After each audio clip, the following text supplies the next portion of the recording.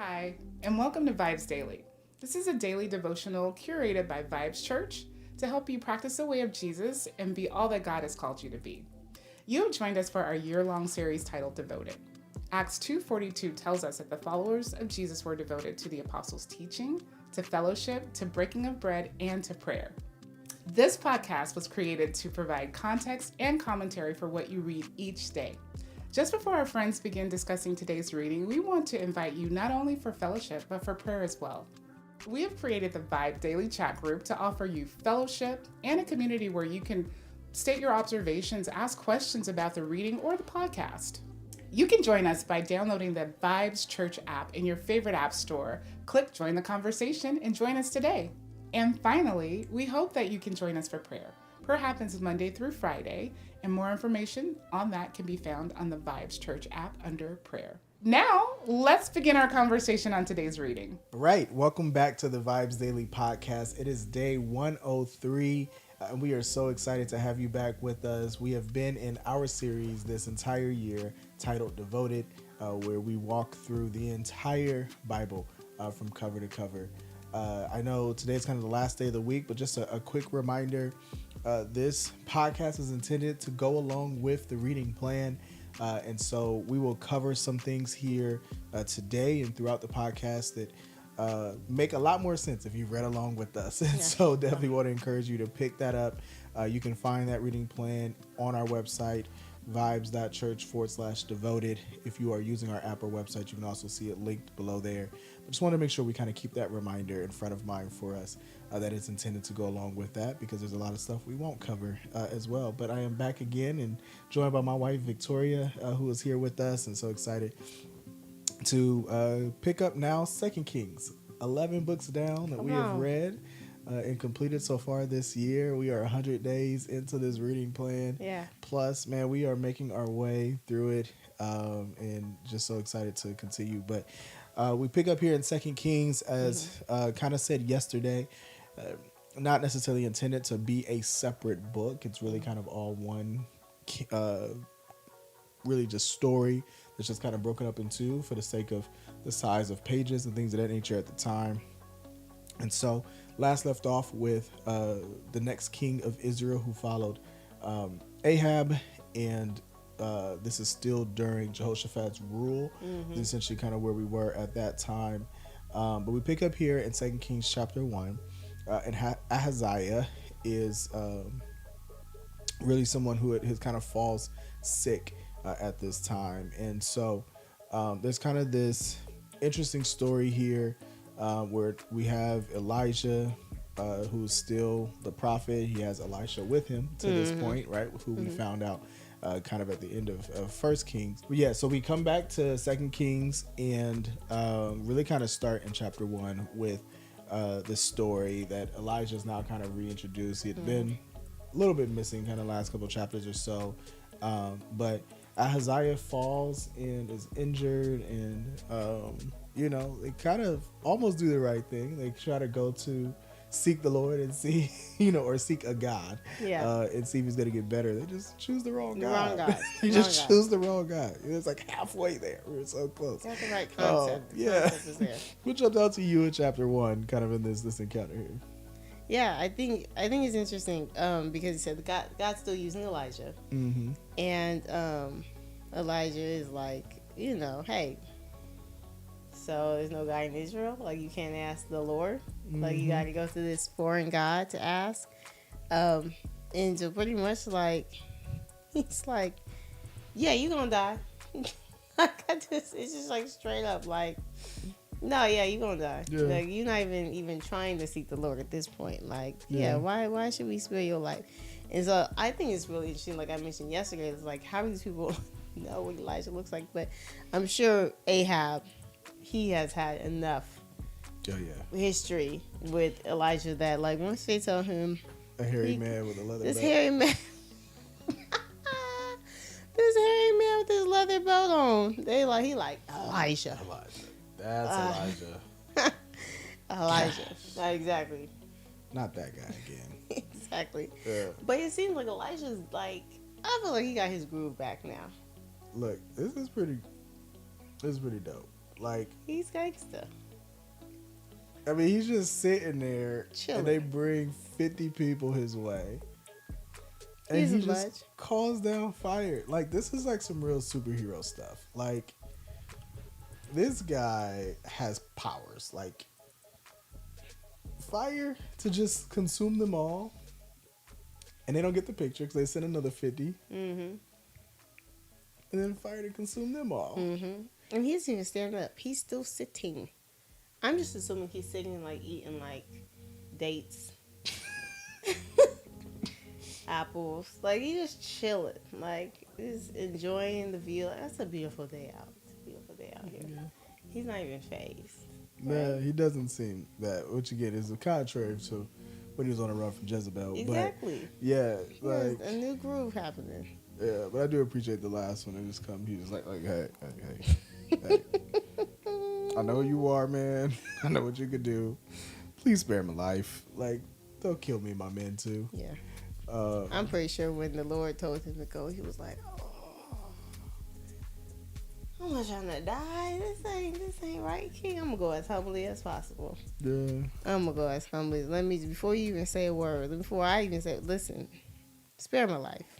Yeah. Oh, man of God, please let my life, Yeah. the life of these servants be precious in your sight. The first thing out of his mouth. So yeah, I think it's really interesting. Man, but like you said, then he dies. Yeah. And like I said, it's just interesting that he does have to come Mm-hmm. to like just deliver the same message that he'd already told him. It's almost like, I didn't hear good news. It reminds me of like Balaam and Balak, right? Where it's just like, I didn't get the message I wanted, so like let me try another way. Yeah. Like let me take you over to this hill over here and look at it from this angle. And he's like, I already told you what's gonna happen.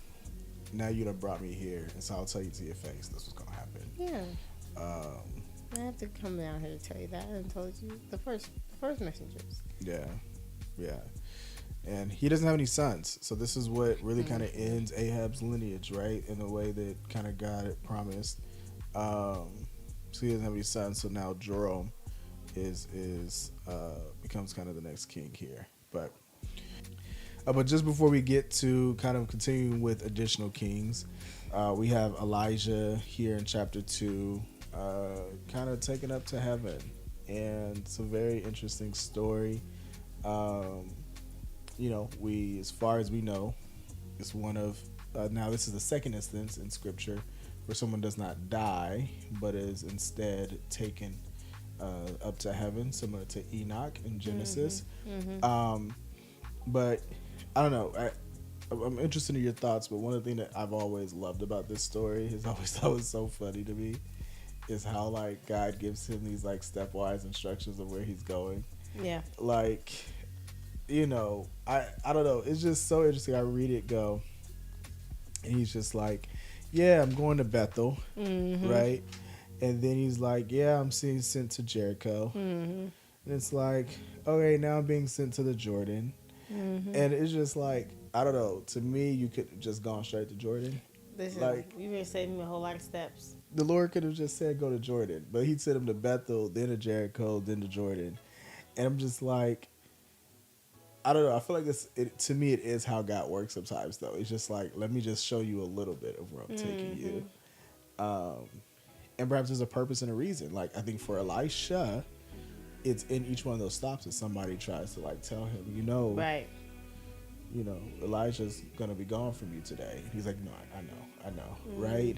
And I think it's also something for Elisha in that journey that was necessary for him to take those steps. But yeah, it always just jumped out to me that like God takes him place to place instead of just going straight across and saying, yeah, just go to the Jordan because I'm gonna meet you. Definitely.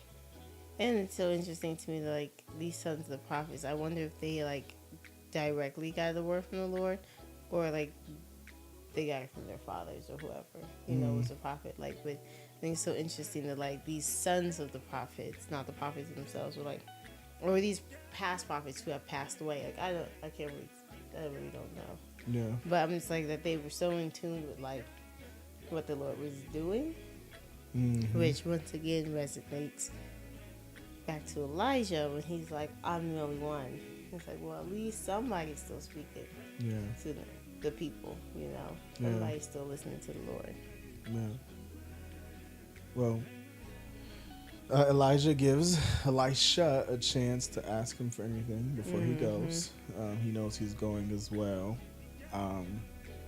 You know, this is your part, man. We kind of ask for a double portion of his spirit. Yeah. And Elijah's like, bro, that's tough. That's heavy.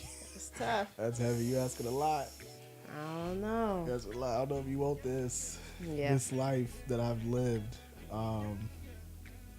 But indeed, that's what he grants him, and then he is taken up into heaven kind of before him. And they go and search for him and some other stuff, and nobody can find him. So he's like, I told y'all. Yeah. Come on, y'all. So, which is really interesting. But,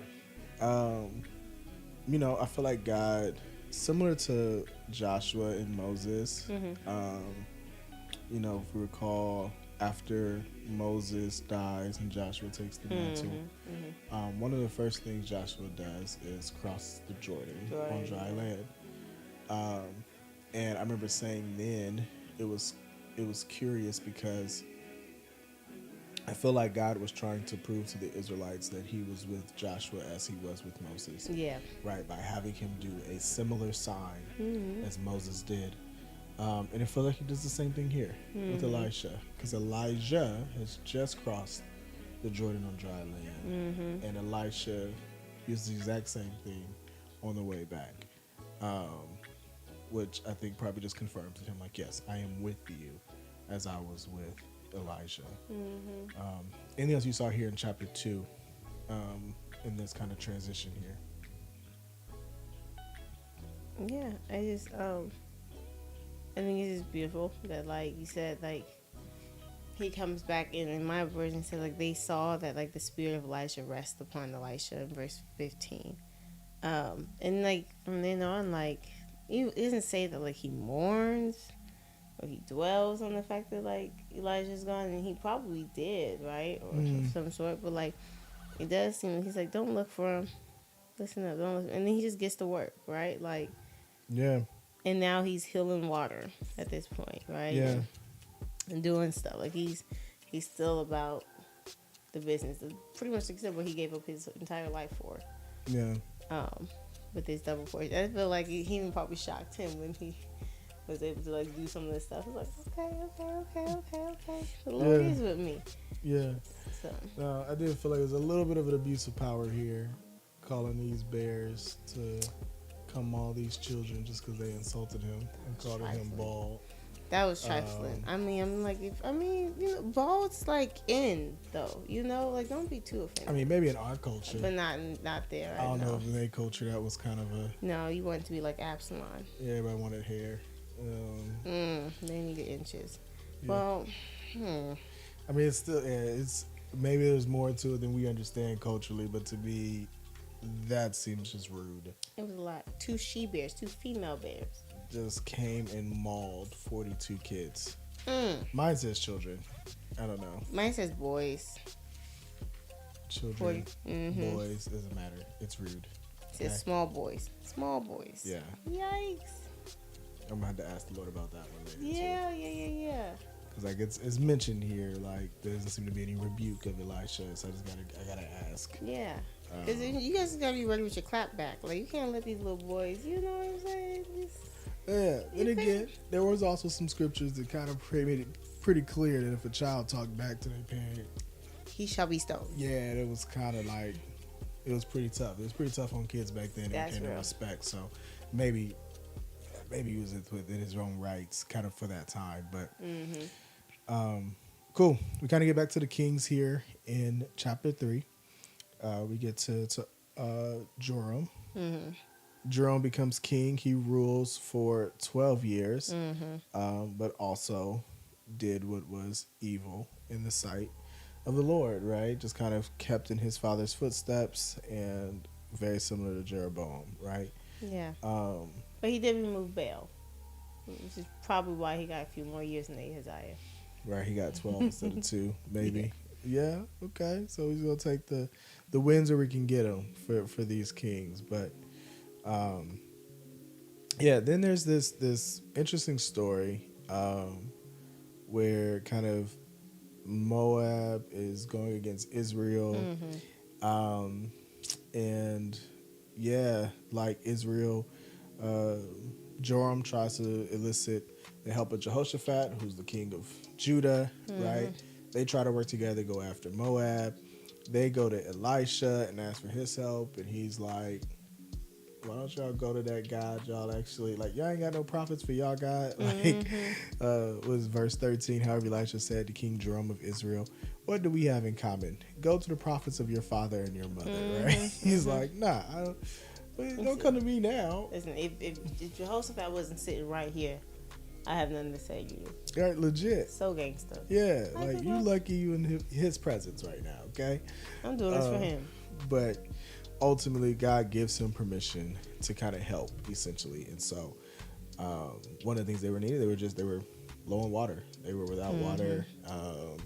And so he does a miracle where they dig a ditch and water kind of appears for them. And it's just enough to sustain them.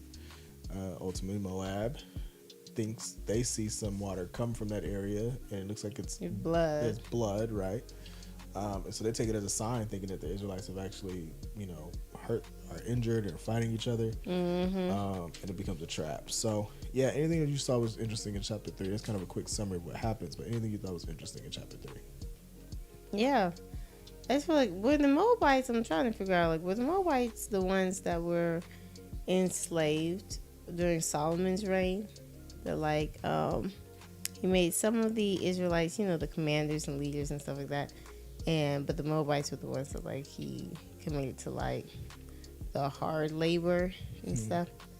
I don't want to, like, misquote, but I feel like it was at some point that, like, the Moabites were more so, like, the slaves here. And now we see them, like, say, getting out of control. Like, no longer, now that, like, Israel is weaker, now they're like, no, we're not paying this tribute to you. Like, you can't rule and reign over us. So I think that was interesting to me when I saw that they were, like, rebelling. But of course, like, it's so interesting because Israel really wanted a king. Like, they wanted a king who could go up to battle for them, but yet all of these kings are scared. And they're all, like, still seeking on some Lord or some God to help them. And we still just see the Lord having to show up and fight the battles. And it's just like, if only you guys just let God be God and fight your battles from jump. Like, you wouldn't have all these kings and all these, like, feuds and enslavement and all this stuff that's happening, forced labor, all this stuff that, like, Samuel warned them about, right? Yeah. And so it's so funny because we just see how these kings are still just so inadequate, and that the Lord is still just showing up, doing miracles, making ditches look like blood, and now allowing them to just roll up but end up getting killed and stuff. Like, he's still providing water for them. Like, these are things that the king could never do for them. Yeah. I do think it's also just interesting that you bring that up, that, like, these stories read much more like, it feels a lot less like a story written by God and more just like the tales of mankind that just so happens to have God in it, right? Like, where I feel like so much of Genesis and Exodus and all that, like, you literally just see God writing the story of what's happening in history. Like, this just feels like, man, this is what the people were doing. Yeah. And it's like, again, similar to Judges, it's just people left at their own demise. And I feel like that's what happens when you allow man to rule and to become king. But yeah, it is interesting to kind of see it from that perspective, that this is what they asked for, essentially, right? And it's what they've gotten. But I'll say one thing I thought was interesting was really kind of the last couple verses in chapter 3, 26 and 27, because the king of Moab in a like desperate attempt to kind of have victory, chooses to offer his son as a sacrifice. Yeah. No, they worship Molech. Right, and I think, but it just goes back to we talked about it when we were in Genesis. Yeah. Right, and when God asks Abraham to offer his son as a sacrifice, that like for us it's repulsive and it's just unheard of. That like why would God do that? But for the people of that time, as you see, this was unprompted. This was his attempt to do that just to kind of get some type of favor in war. That he was willing to do that. Now, ultimately, yes, God says no. Yeah. You don't have to do that to get my favor, right? Like, let's make that clear, just in case someone watching this has not heard the story of Abraham before. God says, it was a test. God did not intend for him to actually kill Isaac, but it does make sense as to like how different Yahweh is on things like this, because in this case, like I said, this king of Moab was willing to do it. Yeah. And then ultimately still didn't get anything. Like, I mean, it's crazy, but it was willing to offer his own son just for the sake of trying to win a war. It's something that we've never seen the Lord ask, like you said. Like, he's repulsed by it. Like, in those Levitical laws, like, he was really adamant about continuing to tell the people, like, and do not sacrifice your children. Like do not. Yeah. Good. Okay. Well, the last chapter we have today is chapter 4. And it's really kind of just an account of a few different miracles that Elisha performs here. And so, there's a couple of them. There's some oil that's multiplied. There is a son that's given to this Shunammite woman and her husband that's been very kind to Elisha, that kind of gives him a place. That son ultimately gets sick. There's the raising of him from the dead that happens. There's a stew that's like really poisonous, essentially, that he kind of makes to work well. There's also some bread that's multiplied to feed more people than it's really supposed to. So there's a few different miracles that happen here in chapter 4. What really stuck out to you in chapter 4? What did you find interesting about either these miracles or any of the stories in particular? And just overarching initially, just as you just ran through them right now, I was just thinking like, wow, how much like this resembles Jesus, right? Which is why I could kind of see how some people in the New Testament were just like, Jesus is just another prophet. Yeah. Because they were doing all of these things, right? Yeah, and on that point, it's why Jesus asked the question of Peter, "Who do you say that I am?" Exactly. Right? And he's like, "Well, some say you're Elijah, and some say you're this." But exactly why Jesus had to delineate and distinguish himself and separate himself from this idea that I'm not just another Elijah or an Elisha who can perform miracles, right? But I am different. Yeah. For sure. And like you said, I love that he is showing up for widows. He is showing up for barren women. It's just very much like Jesus, right? Like, it's showing up for the people who, are in need or, outcast in some type of way. But I just can't help but think, when this widow and this oil, when they're, collecting these jars and they have all this oil, and I noticed they're like, there's no more jars. You're like, are you sure? Are you sure there's no more jars? Because, while it's flowing, we got to get this while it's good. And I just can't imagine, when her jars started to get low. I'm like, man, if only we found some more jars. If only I had just a few more jars, this wouldn't be getting low. I just wondered, how she felt as that oil got low. Because, that's never going to happen again in life. It was a once-in-a-lifetime thing. Yeah. If you keep Elisha around, it could, but... Yeah. I think you're seeing it from the wrong perspective, though. I know. She had this much oil. She had this much. And what she really probably said was, look at all these jars I just filled up. Yes. Oh, no, but I'm saying, after she's used them, so, years have gone by at this point, right? She sold some. Which I think she sells them all, right? Did she sell them all initially? Yeah. So she says, go sell, verse 7 says, go and sell the oil and pay your debt, and then you and your sons can live on the rest. So, yeah. okay. I'm thinking, think when she gets to the last, like, she doesn't have, like, what, 15 jars. I'm making stuff up. This ain't in the text. But let's say she has 15 jars, right? 16 jars. And then she gets to that last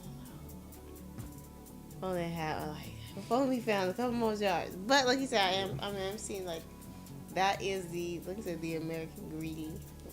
Right. Greedy perspective. Like you ain't have enough.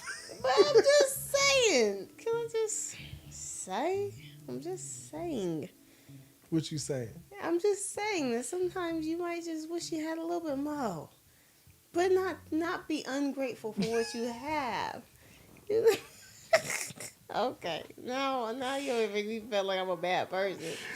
For the oil running out and feeling some type of way that being sad that the oil running out. Yeah. I mean, again, I'm not saying you're a bad person. I think you're a regular person.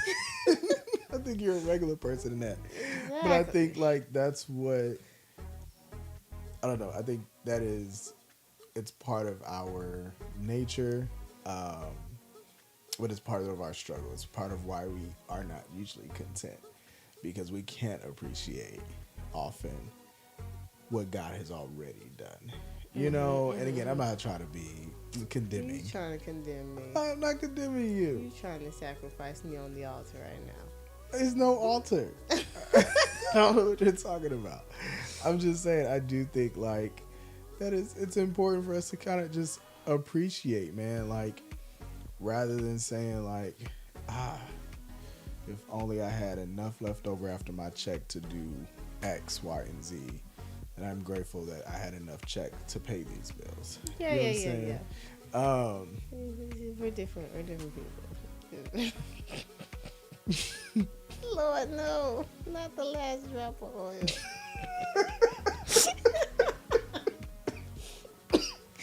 Anyways, let's move on to the Shunammite woman. That's coveted. But to your bigger picture point, though, I'd agree with you. Like, you can look at each one of these and find an equal.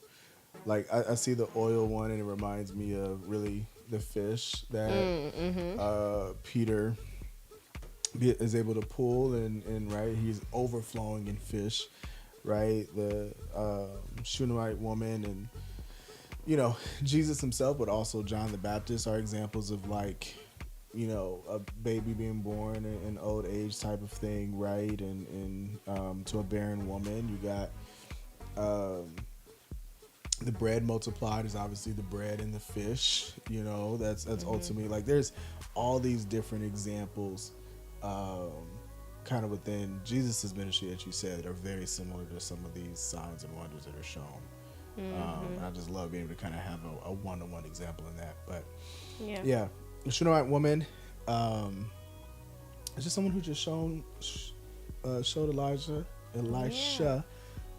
kindness, and man, as a result, he just kind of said, man, what you need, what you praying for, or what you lacking? And she's like, nothing. I don't need nothing. And his servant's like, well, you know, she could use a son. She ain't gonna say it, but she can use a son. And man, praise that by this time next year, you know, she'll have one, and she does have one, and I don't know, kind of a beautiful story there, but ultimately the baby dies, and she's kind of like, man, I'd rather not have had the son rather than to have the son and to die. But yeah, anything that jumps out to you in her story specifically? Yeah. Well, first time was when they described her as this wealthy woman, right? Like, she had all this money, kind of like Abraham and Sarah, right? They had all this money, all that stuff, but no son, no legacy, right? But I love her response. Listen, when she said, when she saw that her son was dead, and she was like, you know, don't say nothing, I'll be back, right? Like, she went out and went and saw him, and he was like, hey, what's going on? And she's like, is all is well? All is well. I did see that too, right? I thought it was so interesting. She was like, everything is all right. Don't worry about it. Everything is all right. And like the fact that she's not crying, she's not sobbing, she's not crawling to his feet right now, you know. And so when she gets to him, you know, like, he's like she's in bitter distress. Like when she gets to Elisha, now she's like, okay, listen, sir, this is the real deal here. Like this is, and he's like, she's in distress. Hold on, what's happening? But like she said, like, why did you give me this son? Yeah. Only for him to die, you know. But I love that she just packed up her mule or whatever she was riding, and she just packed it up, went about. Hey, what's happening? Yeah, everything's cool. Mm-hmm. Yeah. And went about her business. Yeah, that everything is all right. My version, you said yours says all is well. Mm-hmm. That blessed me so much. Yeah. Because like the husband comes to her with the son, or the servant brings the son to her, and then she's like, all right, send me over here. And he's like, why? It's not the new moon. Don't worry about it. Everything is fine. All is well. And then, like you said, he gets to Elisha, and he's like, yeah, how you doing? How you doing? How's your husband? How's your son? She's like, everything's all right. Cool. All is well. Everything's fine. And I'm like, man, that man's blessed me, because I feel like it just showed her faith. Like, Yeah. she just knew it was going to be okay. Yeah. It's going to be okay. She's had to get to the man of God. Yep.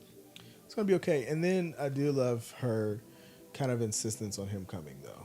Right? Because Elisha was just going to send his servant, like, go lay the staff on him. She's like, no. Mm-mm. I'm not going anywhere unless you come with me. Come on. You know?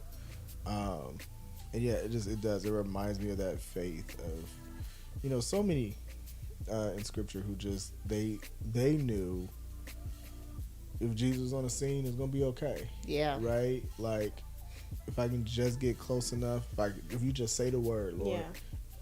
Excuse me. If you just say the word, Lord, like, I know it'll be fine. Yeah. It's that Mary, Martha, and Lazarus thing, right? Like, Lord, if you were here, this wouldn't have happened. Yeah. She's like, no, I need you here. Yeah. Make this thing right. Yeah, I just love that. That just encouraged me. Everything is all right. It just blessed me so much. Like, because we've seen it so many other times. They go wail, like you say, they go wail. They're gonna cry, they complain. They're gonna tell you all this stuff that's wrong. It's like, it's fine. But Saddles and donkeys. yeah, but just come on with me. I need you. You know. Yeah, that was so good. But two more kind of miracles here. Of again, the stew and the bread. The stew kind of was just one that was poisonous, and then put some flour in it, no longer poisonous. And then found some way to take some loaves of bread and feed 100 men or so. Anything that you thought was interesting in those two before we wrap up for the week? Yeah. I think it's really interesting that it was a famine during this time. But like, this food was very valuable, right? That like, this pot of stew, like, how wasteful if we have to just throw this out. Hearts are grieved, right? Like, but the fact that like he just sprinkled some flowers, and first of all, then they trust to eat it. Like, that's big faith in and of itself. Like, True. This thing is poisonous. Yeah, let the prophet sprinkle some flour. I'm like, you eat it first, Elisha. That's hilarious. You go first. But they're probably desperate too. they were desperate, right? Which is like, if this stew goes bad because of these herbs, like, what a waste in this famine. Yeah. And so, like, how much do people say he's again showing up for people in need, which I appreciate. Like, yeah, it's good. Awesome. Well, we will continue to read some additional. He has some additional miracles and things that we will get from Elisha a little later. But that brings us to the end of our reading for this week. We'll finish all of 2 Kings next week, and by the end of Friday, we will have all of it done. We'll continue to make our journey through Scripture. But appreciate you guys joining us. Again, hopefully this was helpful to go along with your reading. But if you have any other questions or thoughts, please don't hesitate to share them. We'd love to hear from you as well as we journey through this Bible together. But until we see you again, take care. Thank you for joining us for the VIBEZ Daily podcast. Be sure to like, comment, and subscribe on your favorite podcast platform, or download our favorite, the VIBEZ Church app. Visit vibes.church/devoted for additional episodes, notes, details, and the latest merch. Join us next time as we continue our journey through the Bible. Take good care.